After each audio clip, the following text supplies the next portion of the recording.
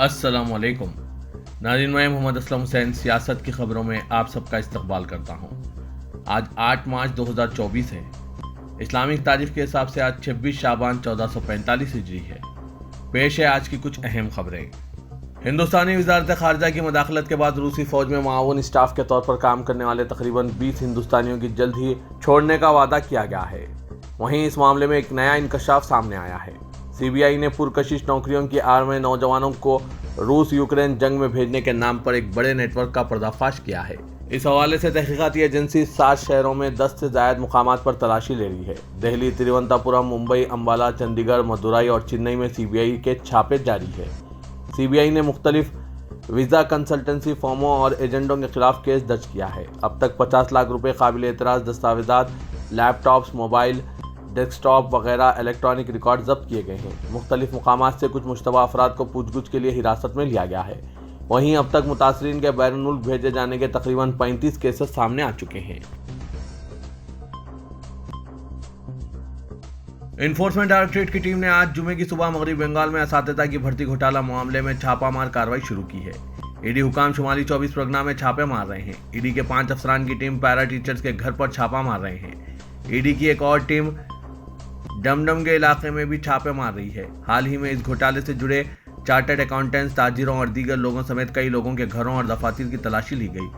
वज़ीर के भर्ती घोटाले में साबिक़ वज़ीर तालीम पार्था चटर्जी और तृणमूल के कई ओहदेदारों के साथ साथ रियासती महकमा तालीम के कई ओहदेदार सलाखों के पीछे जा चुके हैं। कोलकाता हाईकोर्ट के हुक्म के बाद ईडी और सीबीआई दोनों मुबैना बेज़ाब्तगियों की जांच कर रही है।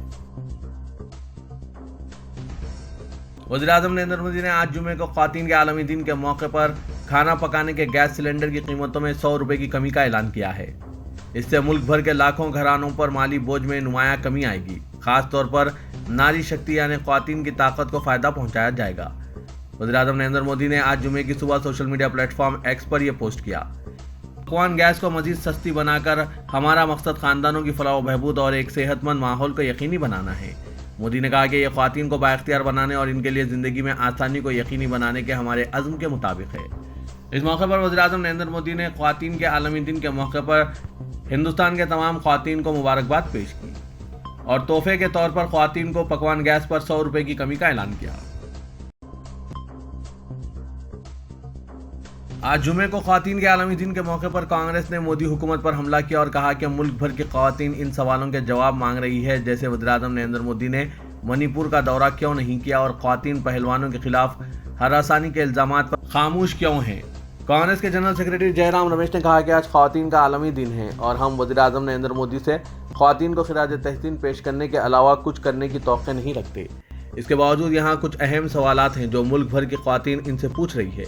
मणिपुर गुज़िश्ता साल से एक मिजाजी खाना जंगी की हालत में है और ख़वातीन सबसे ज़्यादा मुतासिर होने वालों में शामिल हैं। ख़वातीन पर हमले और परेड किए जाने की वीडियो सामने आई है। एक ऐसी रियासत में जो रियासत और मरकज़ में बीजेपी की दोहरी हुकूमत का सामना कर रही है। वज़ीर-ए-आज़म ने रियासत का दौरा करने की जहमत क्यों नहीं की। नारी शक्ति की बात करने वाले ख़वातीन के तहफ़्फ़ुज़ के लिए क्या कर रहे हैं। नाज़रीन, जयराम रमेश के सवाल पर आपके क्या ख्यालात हैं? आप अपने ख्यालात कमेंट बॉक्स में ज़रूर पेश कीजिएगा।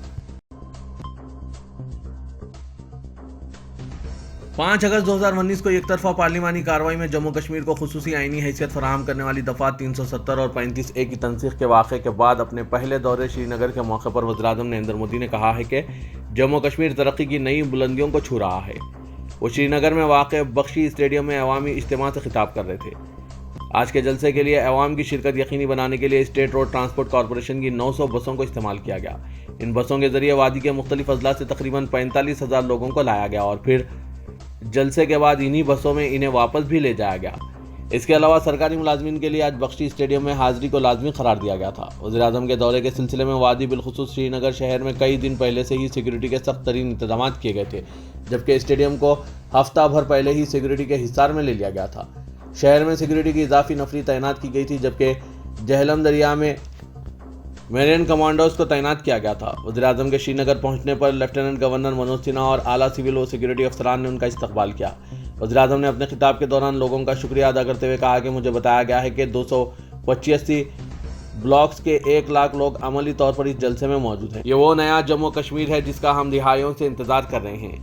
ये वो नया जम्मू कश्मीर है जिसके लिए डॉक्टर श्यामा प्रसाद मुखर्जी ने अपनी जान कुर्बान की। वज़ीर-ए-आज़म ने श्रीनगर में आज 6,400 करोड़ रुपए से ज़्यादा के तखमीने वाले तामीराती और तरक्याती प्रोजेक्टों को झंडी दिखाई।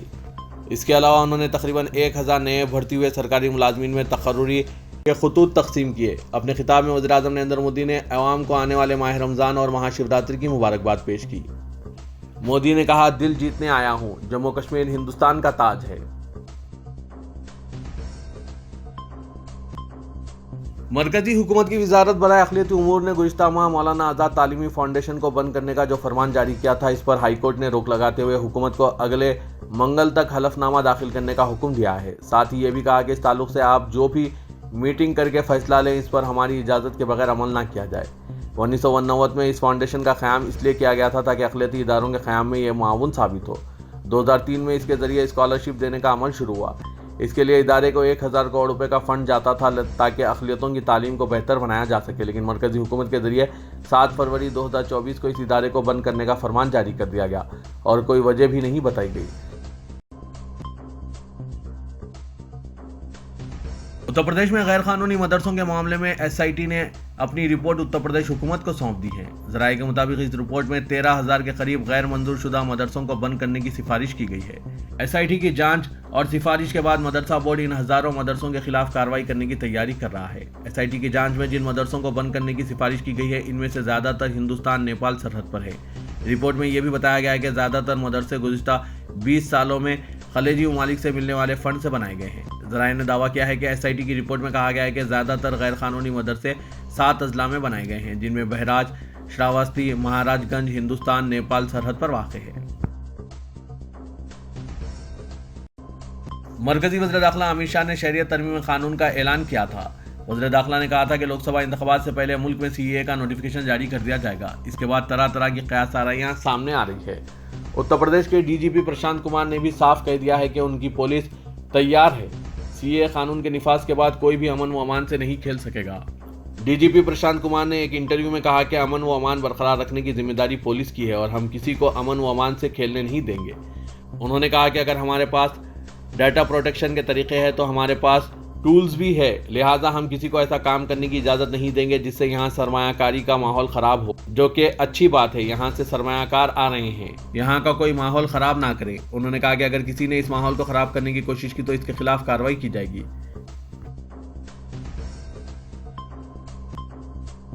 आसाम के वज़ीर आला हिमंता बिस्वा शर्मा ने all India United democratic front के सरबराह और लोकसभा के रुकन पार्लियामेंट बदरुद्दीन अजमल को खबरदार किया कि वो रियासत में जादुई इलाज पर अमल ना करें, वरना इन्हें गिरफ्तार किया जा सकता है।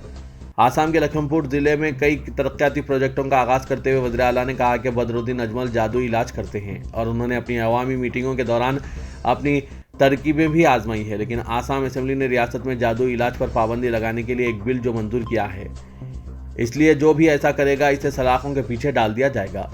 वज़ीर आला शर्मा ने मजीद कहा, अगर बदरुद्दीन अजमल जादुई इलाज करेंगे तो इन्हें गिरफ्तार कर लिया जाएगा। मैं जो कहूँगा वही होगा। मैं अपने बारे में नहीं बल्कि असेंबली की बात कर रहा हूँ।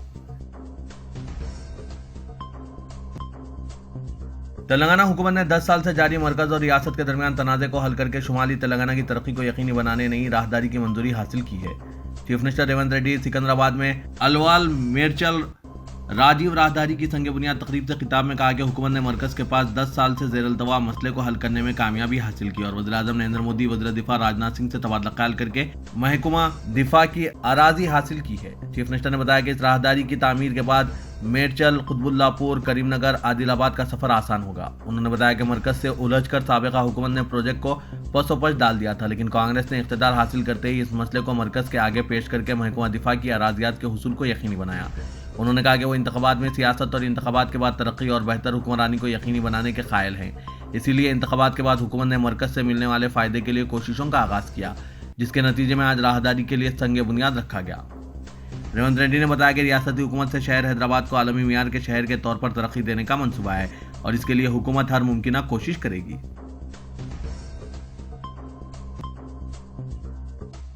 गर्मी की शिद्दत में बतदरीज इजाफे के पेश नज़र इस माह की 15 तारीख से निस्फ दिन के स्कूल्स का तेलंगाना हुकूमत ने फैसला किया है। इस सिलसिले में महकमा स्कूली तालीम की जानिब से अहकाम जारी कर दिए गए हैं। 23 अप्रैल यानी तालीमी साल के अख्तिताम तक रियासत भर में सरकारी खानगी इमदादी स्कूल्स आधे दिन तक काम करेंगे। اسکولز کے اوقات صبح 8 بجے تا 12:30 بجے دوپہر ہوں گے۔ سرکاری اسکولز کے طلباء کو 12:30 بجے دوپہر کا کھانا دیا جائے گا۔ 10ویں جماعت کے طلباء کے لیے اسپیشل کلاسز جون کے تم برقرار رہیں گے۔ 10ویں جماعت کے امتحانی مراکز کے اسکول دوپہر 1 بجے تا شام 5 بجے ہوں گے۔ ڈائریکٹر سرکاری امتحانات نے کہا ہے کہ ایس ایس سی امتحانات 18 مارچ تا 2 اپریل منعقد کیے جائیں گے، جس کے اوقات صبح 9:30 بجے تا دن 12:30 بجے دوپہر ہوں گے۔ سائنس کے 2 حصے فزیکل سائنس، بایولوجیکل سائنس کے اوقات صبح 9:30 بجے دن تا 11:30 بجے دن ہوں گے۔ یہ امتحانات 2 علیحدہ دن ہوں گے۔ جملہ 5,08,325 طلبہ، جن میں 2,57,952 لڑکے اور 2,50,433 لڑکیاں نے اپنا اندراج کروایا ہے۔ یہ امتحان 2,676 امتحانی مراکز پر ہوں گے، جہاں پر طلبہ اور امتحانی ڈیوٹی کے لیے مامور اسٹاف کو موبائل فون، الیکٹرانک آلات لے جانے پر سختی سے پابندی رہے گی۔ محمد عبداللہ کوتوال نے صدر نشین تلنگانہ اسٹیٹ اقلیتی فائنانس کارپوریشن کے عہدے کا جائزہ حاصل کر لیا۔ حوض ہاؤس میں واقع کارپوریشن کے دفتر میں عوامی نمائندوں اور کانگریس کے اقلیتی قائدین کی موجودگی میں عبداللہ کوتوال نے صدر نشین کے عہدے کی ذمہ داری سنبھالی۔ محبوب نگر سے تعلق رکھنے والے سینئر کانگریسی قائد عبداللہ کوتوال کو چیف منسٹر ریونت ریڈی نے پارٹی اور عوام کے لیے ان کی خدمات کے اعتراف میں یہ اہم ذمہ داری سونپی ہے۔